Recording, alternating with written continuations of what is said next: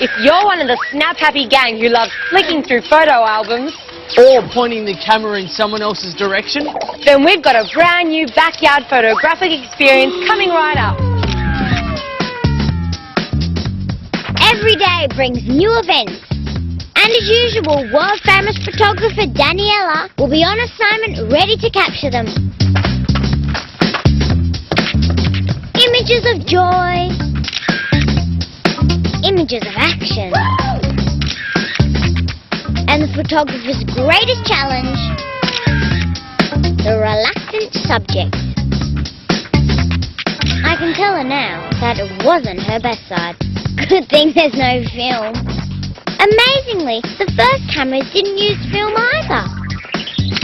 In fact, I think I should make a camera and show Sophie how clever it was. if she gets her camera working, I reckon we'll see Ben's picture hanging in a rogue's gallery somewhere. The camera we're going to make could take a photo, but I don't have any film or photographic paper. That's okay though. The first cameras didn't use film, so we don't need any to get this camera working. We start by painting the inside of a cardboard box black.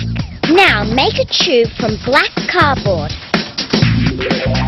and tape the magnifying glass to the end of the tube.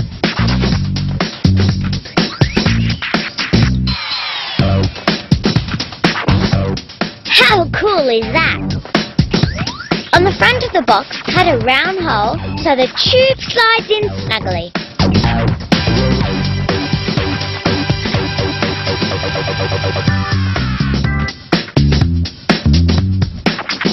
Now we'll cover the open end with tracing paper. That's going to be like our film.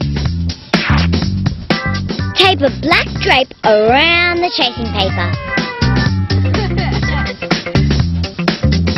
Now this is exactly like the very first cameras.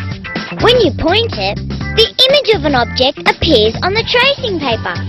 Notice something strange? It's upside down. And back to front. That's because light moves in a straight line. When it goes through a small hole, it travels like this. So, at the back of the camera, the image is upside down and reversed. We're nearly done. Just a bit more fine-tuning and we can start snapping. These days, cameras are everywhere. Surveillance cameras, webcams, speed cameras, helmet cams, satellite spy cameras. They're our eyes to the world. Our camera seems to be working really well. But even though you can tell it's a flower, it's still a bit fuzzy. That's why we need our magnifying glass. By moving it in and out, we can make the image sharper by bringing it into focus.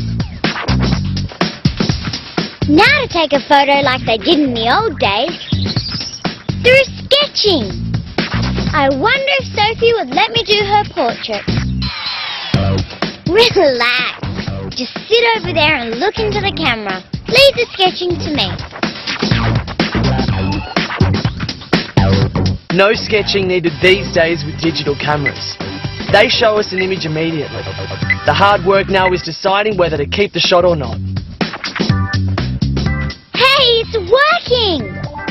Sophie's image is being projected through the camera and onto the tracing paper. All I have to do is trace the outline of Sophie's face and we'll have a world-class portrait.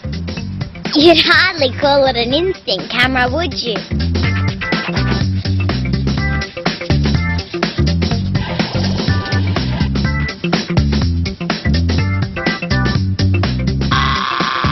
Guess I won't be taking your graduation photos then.